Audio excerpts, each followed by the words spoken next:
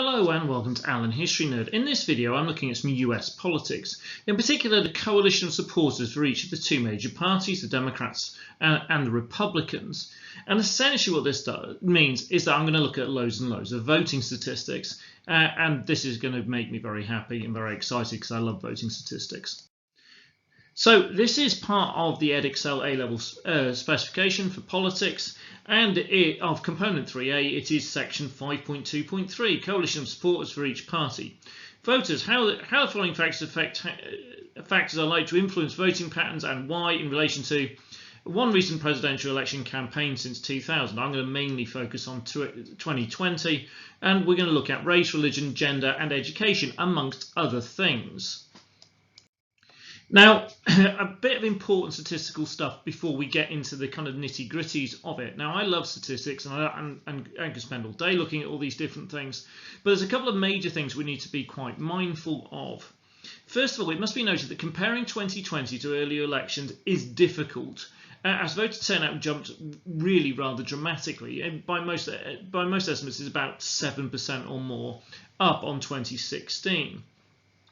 Now, seeing as more votes were cast than in any other American election in history, that is going to have an impact on the way that you can deal with some of the numbers. So you might look at it as percentage increases, you might deal with it in raw numbers, and you will have seen a lot of stuff from Trump in particular going, well, I've got more votes than anyone ever has before. Well, yes, you were in an election.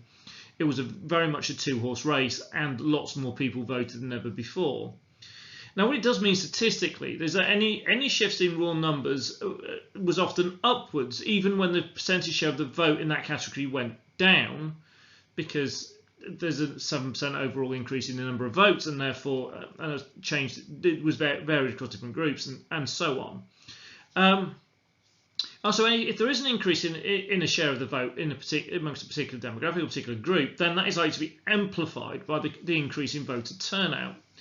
So sometimes some of the stuff that is said might well be statistically true, but it doesn't change the matter of the result. So, for example, Trump saying, I've got more votes in this way and this other way than in any other election.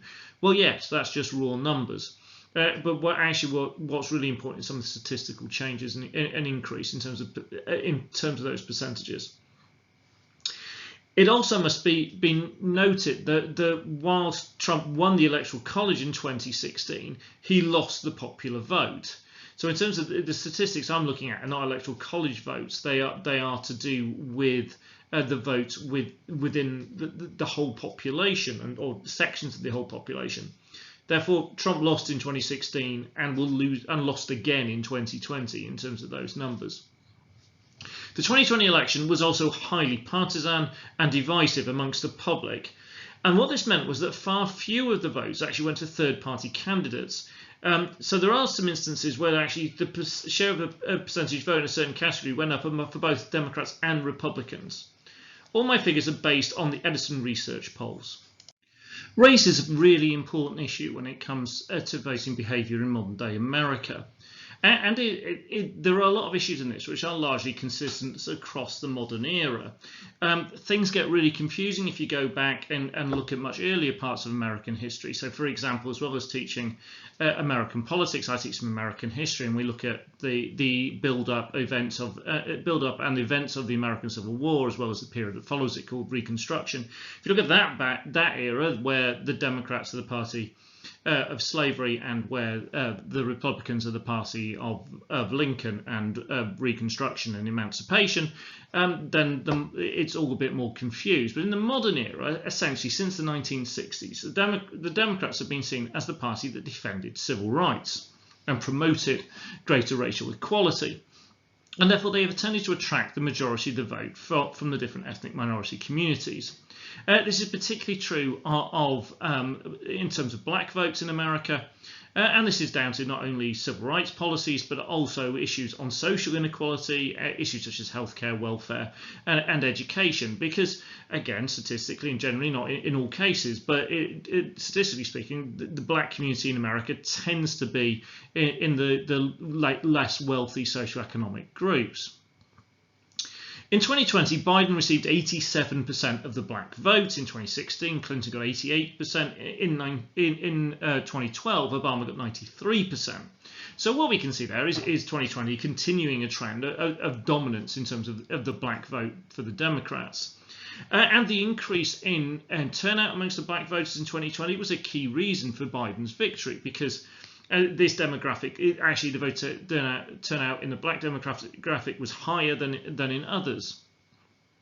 Now, you have seen, I'm sure, on this, Trump making a variety of claims about best ever performance in terms of black vote. Well, yes, statistically, in some ways that is true for a modern day Republican candidate. But Biden still won 87% of the black vote. So that really, Trump's claims really are papering over the cracks. And this remains a major issue for the Republicans. This is a demographic which they're making very little headway with. And continued dominance of this voter group is likely to bode very well for the Democrats. And it definitely did in 2020. The Hispanic vote is another area of complexity and potential volatility.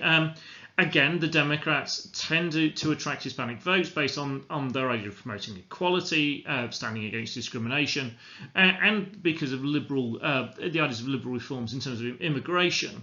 And that all tends to attract Hispanic votes. But equally, the Republican stance on social issues such as wanting to restrict abortion and standing against gay marriage tends to appeal to the religious conservatism that's held amongst large groups of the Hispanic community.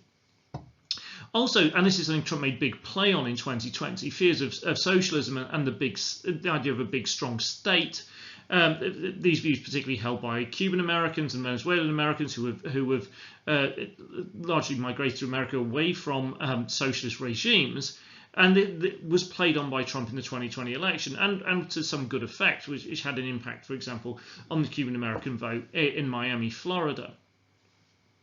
Overall, in 2020, Biden won 65% of the Hispanic vote nationally, the same as Clinton in 2016, but less than Obama won in 2012 when he won 71%. And so the Hispanic vote, again, is really important with all these different votes, not see it as homogeneous where it's all the same. There's a whole range of issues that are playing into this. But again, worryingly for the Republicans, this area remains fairly staunchly Democrat overall. One area where Republicans did make some gains was it was in the Asian American vote. But here they still lost by a considerable margin. So in 2020 it was still 61% Democrat, 34% Republican. In 2016 it had been 65% Democrat and 29% Republican. So the numbers are definitely going up, but again there is still a fairly sizable gap. Therefore, well, what votes are the Republicans getting? Because in terms of all the other ethnic groups they're losing, well, essentially the Republicans are becoming very much the party of white America. In 2020, Trump won 58% of the white vote, which is the same as he won in 2016. Obviously, the numbers are higher because the voter turnout is higher, but same percentage. This difference is even more marked if you combine another one of our factors in with it, which is a particular type of religion. So with white evangelicals, then in 2016, Trump won 81% of that vote, and in 2020 he won 76% of it.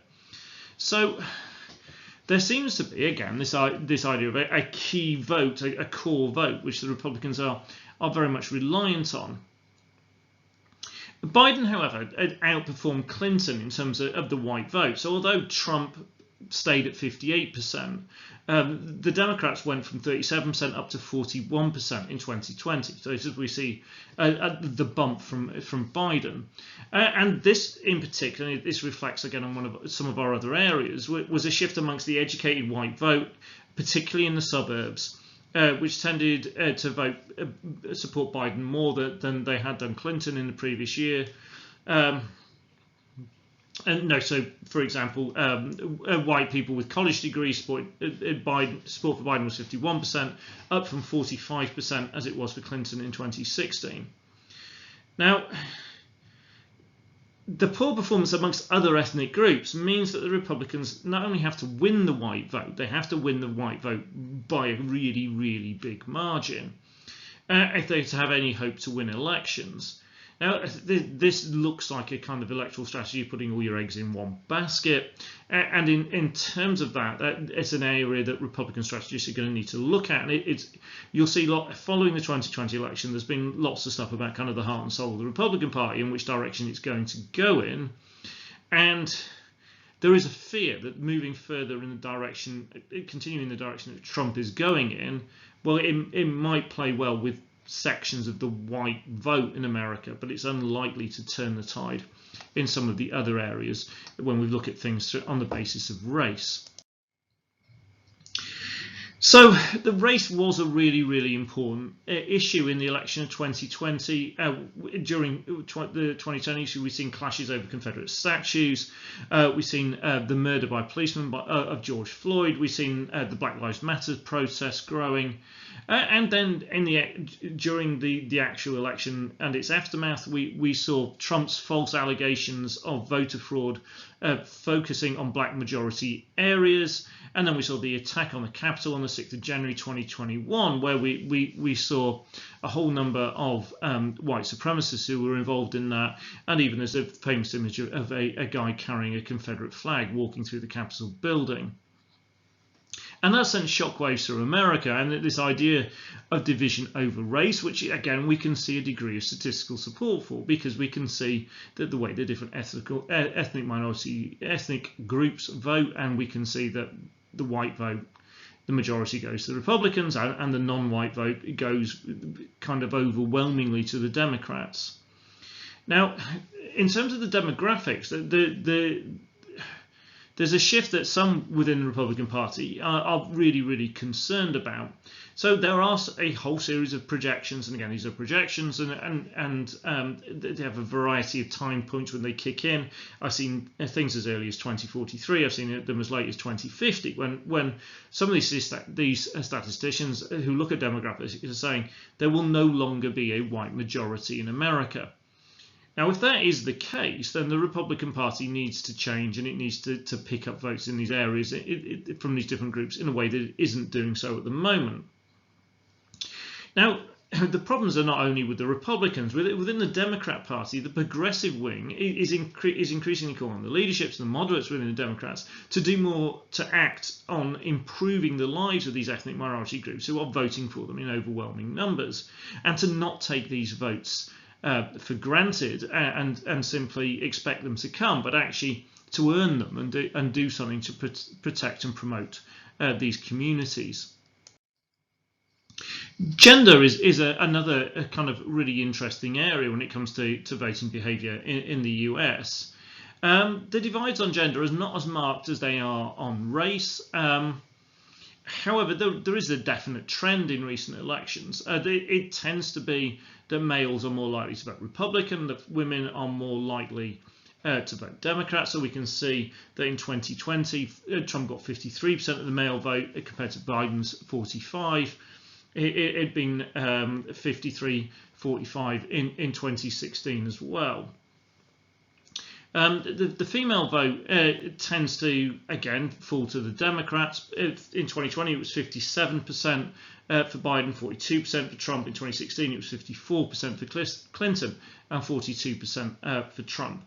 Again, there are bits that might feed into this. So we've seen women on the Democrat ticket in both the last two elections. Obviously, Clinton heading the Democrat ticket in 2016, and Kamala Harris on the ticket with Biden in 2020 and becoming the first female vice president. Now, reasons for this difference in the vote could come down to a number of different issues. You can argue that the Democrats have done more for women's rights. For example, the Equal Rights Amendment was blocked by Republicans.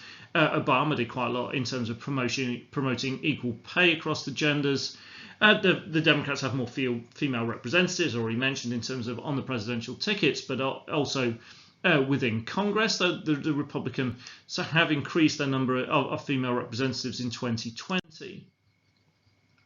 The differences could come down to a broad range of ideological reasons in terms of the policies which are more likely to appeal to different genders, and the tendency for men to be more socially conservative. So, for example, concerns over healthcare, you could argue, and education are more likely to affect female votes. Concerns over employment and socially conservative actions are more likely to place men. Again, a lot of that stuff is quite broadly kind of stereotypical, but there definitely seems to be a difference there in terms of voting behaviour. There were some significant gains in some of these areas. For example, again, if we put gender and race together, we've got Trump increasing his vote amongst black women by 5%. But that did only give him a total of 9% compared to the 90% that Biden picked up in 2020. And there's another interesting one that linked in with gender, which is to do with marriage. Married men, 55% of them, and married women, 51% of them, were more likely to vote for Trump, whilst unmarried men, 52%, and unmarried women, 63%, were more likely to vote for Biden. Again, not a promising set of statistics for the Republican Party, given that marriage rates continue to fall in the USA. And this data again suggests that social policy might well be central to this kind of voting behaviour, and we there are looking at this liberal-conservative divide, which is very, very strong in the States, and that is having an impact. Now, religion is an issue which in UK politics doesn't play an enormous role, but in the US it is incredibly important. Now, a US politician is more likely to be overtly religious, to speak about their faith, to try and attract the support of faith groups and faith leaders, and they're more likely to talk about the role their faith plays in their politics rather than seeing it as a private and separate matter. Social conservatism, opposition to abortion and gay rights, is a key reason for why evangelical Christians overwhelmingly supporting the Republican Party, and as I mentioned already, 76% of this group voted for Trump in 2020, 80% in 2016. And Protestants as a group as a whole tend to vote Republican. So 59% voted for Trump in 2020, which is 1% less than voted for him in 2016, whilst only 40% voted for Biden, which was 3% more than had voted for Clinton in 2016. Now, an interesting one on this, and it may be showing the importance of faith in terms of shifting a vote, is 52% of Catholics voted for Biden in 2020, a 7% jump compared to the number that voted for Clinton in 2016. Now, this might well be because Biden speaks very openly, very passionately about his own faith and his own Catholicism. Now, Trump saw a 5% fall amongst this group. So a group who might, in terms of social policy, be attracted to some of the Republicans' policies, but having a practicing Catholic at the head of the Democrat ticket is something that had clearly helped win some Catholics over. Now, the religious groups amongst Christianity are complex and very, very numerous. But it does appear that there seems to be a core vote for the Republicans in particular linked to religion. Now, amongst other religious groups, we've got a number of different things. So the Jewish community tends to overwhelmingly support the Democrats. So it was 71% versus 24% in 2016, and this is often said because they are more likely to be liberal and support economic support for the less well off. The Jewish community in America is not much more than 2% of the population, however, so it's unlikely to have an enormous impact across the whole country. Interestingly, a growing group, which are those who describe themselves as having no religion, so agnostics or atheists, and they tend to overwhelmingly support the Democrats, so 61% in 2020 compared to 37% who voted Republican. Those of other religions, when you look at the stats, which it essentially means those who aren't Christian or Jewish, so mainly we're looking kind of Muslims, Sikhs, Buddhists, other groups tend to vote Democrat. Again, very strongly in 2020 with 65% voting Democrat compared to 33% voting Republican. And policy areas such as Trump's Muslim ban will have played a major role here.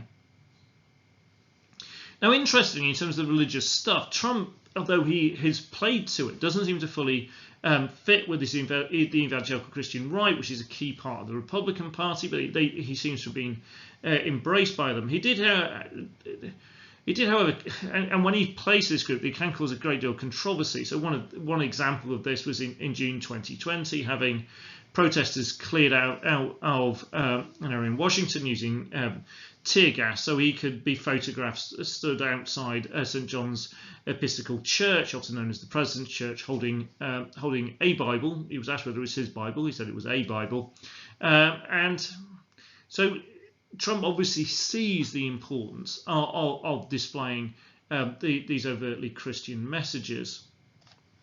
Didn't go down very well with the key figures in that church, however, in that particular instance. Age is another interesting factor when it comes to voting behaviour, and there's some real kind of similarities here between the UK and the US. So in the UK, the older you are, the more likely you are to vote Conservative. The younger you are, more likely you are to vote Labour. And there's some really quite striking stuff in a similar way in the US, where the younger you are, the more likely you are to vote Democrat. The older you are, the more likely you are to vote Republicans. So in 2020, Trump won in two age groups. He won in essentially the over 50. So he won with 50 to 64-year-olds. He got 52% of the vote there, a drop from 1% from 2016. And he won 52%, and again, another drop of 1% of those who were 65 plus. Biden got 47% with both these groups, but that was a 3% increase in 50 to 64-year-olds and a 2% increase with 65-year-old plus. So again, if we add the percentage increases to the percentage increase in voter turnout, then this actually is quite a substantial turnaround in terms of numbers for Biden compared to the numbers for Clinton. But still, Trump won with those older groups. Now, with the younger groups, we see some overwhelming shifts. So at the very youngest group, 18 to 24, this is overwhelmingly Democrat, a 9% jump from 2016, 65% of young voters voting for Biden. 25 to 29 is 54% in favour of the Democrats. So we see Trump gaining some ground here compared to 2016. 30 to 39-year-olds, 51% for the Democrats, which is the same as 2016. Again, Trump making some gains here, plus 6% compared to 2016. And then 40 to 49-year-olds, 54%, another big jump for the Democrats, up by 8 percentage points, and Trump at 44%, a 6% drop. So that age group in particular, or two age groups there in particular, the 40 to 49-year-olds and the 18 to 24-year-olds, they seem to have made a really, really big impact in terms of the 2020 election, and their shift even more strongly towards the Democrats. And you can see clearly for the 18 to 24-year-olds, a big chunk of those haven't shifted from Trump. They've shifted from voting for third parties or not voting at all, and similar, but not anywhere near to the same extent with 40 to 49-year-olds. Now, just as it's the case in the UK, where statistics, again, as I said, younger voters voting Labour and older ones voting Conservatives, it's important to note that this doesn't mean the Republican Party and the Conservative Party are doomed going into the future, because the voters who are younger and voting Democrat are more likely to vote Republican or Conservative as they get older, and therefore their attitudes are likely to shift. Also remember that older people are more likely to vote, and therefore if you're winning in the older age ranges, that can have quite a substantive impact on elections. Now, COVID-19 was said to have been a major issue in the 2020 election, and it cost Trump vote amongst some of the older voters, and it did cost him some votes, as we've seen on statistics a minute or so ago. But argued the vote the statistics don't fully support this having a gigantic impact, because he still won with those two older age groups. But there was an increase in the Democrats' share amongst that group, and that those votes added into other areas where they made gains ultimately made sure that Biden had a very substantial victory in the popular vote overall. Education is a particularly interesting one, and it's one to be slightly careful with, because it some of the times this sounds quite loaded, but this is actually what the statistics bear up.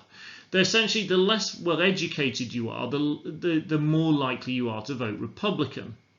The better educated you are, the more likely you are to vote Democrat. So, for example, 76% of white people without a college degree voted for Trump in 2020, compared to 32% who voted for Biden. Whilst only 48% of those with a college degree voted for Trump. 51% voted for Biden, a 6% increase on 2016. So, college educated, you are more likely to vote for Biden. No college degree, you're more likely to vote for Trump. Amongst the non-white voters in the US, the impact is less significant. So 70% of non-white voters with a college degree voted for Biden, and 72% of those without one voted for Biden as well. So again, the numbers there are quite similar, whilst we can see that there's a 19% point gap in terms of the white population, but only a 2% point gap in the non-white population. The results in 2016 again support this idea of education and voting aligning. So Clinton won amongst those who had postgraduate studied, who had studied beyond graduate level, 58% against 37%. Amongst college graduates, the Clinton got 49% of the vote and Trump only got 45%. And with those with less education than that, high school or lower, then Trump got 51% of the vote and Clinton got 45%. So that would suggest the last two elections, this mantra of better the education, the more likely to vote Democrat, less education, more likely to vote Republican, seems to ring true. So this is the tricky bit. Does being better educated make you more socially liberal, or does being more socially liberal make you more likely to seek higher education? And another point behind all of this is you have to remember that education doesn't equal wealth. I like to see myself as quite a good example of that. And what we then see with this is that yes, you go, well, more socially, economically deprived are more likely to vote Democrat, the better educated are more likely to vote Democrat. That doesn't seem to add up, but actually there's lots of people who don't have huge amounts of qualifications who earn very substantial amounts of money. Now, Trump in particular positioned himself in a slightly interesting way on this. He positioned himself as fighting the liberal elite, and again, the idea of fighting against the educated. And he also stated in 2016 that he said, "I love the poorly educated." And they did vote for him. So that might be reflective of that. So Trump supporters being less well educated and white is a stereotype, but it is one that fits to a degree with the statistics. And this group has become seen as Trump's core vote. And one the Republicans cannot afford to lose, because we've seen the stuff on the other demographics. So this is an area in which they win. There aren't very many of the areas that we've looked at in which they win, and therefore they need to keep this what's often referred to as Trump's base. And that's one of the reasons why, following the 2020 election, despite losing it, he continues to hold some kind of sway and power within the Republican Party. Because the worry is turning against Trump will involve Trump turning against the Republican Party and turning some of his base away from the Republican Party. And demographically, the Republican Party is in a slightly tricky situation in terms of voters. Another divide that was shown in 2020 and is increasingly seen in American elections is the divide between urban and rural settings. So the more urban the setting you live in, the more likely you are to vote Democrat. The more rural the setting you live in, the more likely you are to vote Republican. So when you look at an election map of a particular state, then it might look overwhelmingly Republican, and then you find out the Democrats won it, and that might well be because there's a whole series of little tiny districts in the city. In terms of geographically tiny, the numbers will be will be roughly the same, but you'll get these splodges where the Democrats win, which are the cities and the big towns, and then you'll have the countryside, which will all be Republican. We get a very similar phenomenon in UK election maps. I remember, for example, in my first classroom, I had an election map of the 1997 election up, and it really confused some of my politics students because it looked overwhelmingly blue, even though it had been a Labour landslide. The reason is that all the big rural constituencies had been won by the Conservative Party, and so again, you win the whole of London, but kind of in terms of an area, it's not particularly big. It's just highly populated. So in the big conurbations, places that are over 50,000 population, then the Democrats win by a considerable distance, so 68% compared to 38% of the Republican vote, but 38% of people voting for the Republican Party. In the suburbs, now this is one of the reasons why the 2020 election shifted. In the suburbs, the Democrats won 50% of the vote, which is an increase of 5%. The Republicans won 48% of the vote, which was a 2% fall. So you can see living in the suburbs in America in this election must have been really quite interesting because the population is divided very, very closely. But that shift has a big impact on the election. So a lot of the concentration and the argument was about some of the really urban areas, but those urban areas would have been always been comfortably won by the Democrats. Where the shift was on the outskirts of those, in the suburbs. And again, some of this is the same shift as we've seen in terms of the white, better educated vote shifting to the Democrats as well. And this cost the Trump campaign quite dearly in the election. Now, in the rural and small town areas, there was an increase, quite a significant increase in terms of the Democrat vote. They lost, but they lost by less.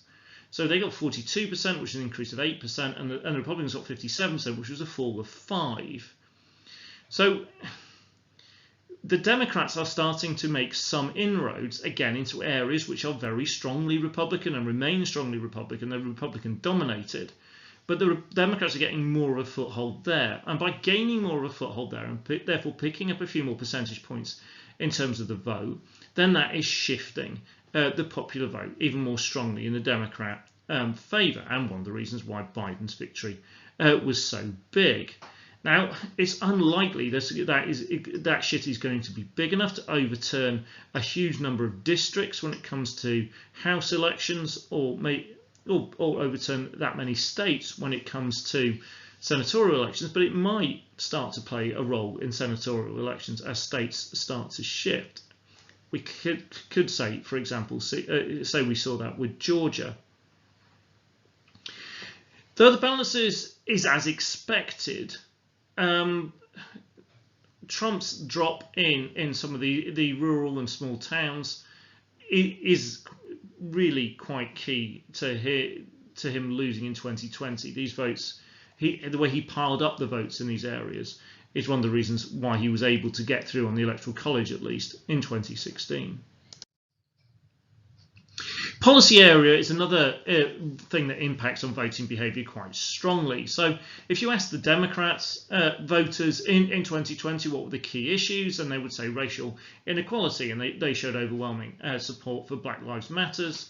In terms of the COVID pandemic, they said the key was containing the pandemic, and they were willing to accept mask mandates and other restrictions to get the pandemic under control. And they again, a key area for Democrat support is the issue of healthcare, and as we go back to the age of Obama and Obamacare. For Republicans, the key issue was the economy, and that's then reflected in attitudes towards the COVID pandemic, and where the focus was more on rebuilding the economy than on containing the virus. And another key area for the Republicans was the idea of law and order. And again, the Republican voters suggested they were overwhelmingly against the activities of Black Lives Matter.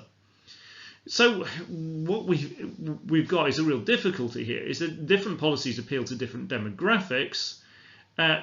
America is increasingly divided. And both parties need to concentrate in shifts in various different ways to try and attract the voters in the demographics which they haven't been doing particularly well, without alienating the groups with whom they have. And this is going to be a very difficult balancing act, particularly for the Republican Party, as we move forward. And it's going to be really interesting to see how this plays out in the 2022 midterms and then in the 2024 presidential election, whoever happens to be running in that. I hope that's been useful for you. I know there's a load of statistical data in there which I particularly enjoyed, and I hope you did as well. And again, one of the important bits for yourselves in terms of essay writing on this topic is what you need to be able to do is to use all those statistics that I've been through to build some arguments about how these different things are important, what it means for the 2020 election, but also what it means for the futures of the Republican and Democrat parties. Thank you very much for watching. If you've enjoyed it, please hit like. If you've any queries or questions, then please leave them in the comments bit. If you've enjoyed this and you're interested in US and UK politics, particularly if you're studying A-level politics, then please do subscribe. There's a whole series of videos covering a huge swathe, if not almost all of the course now. And there's also a whole range of playlists on my channel looking at various different bits of history. Thank you very much for watching.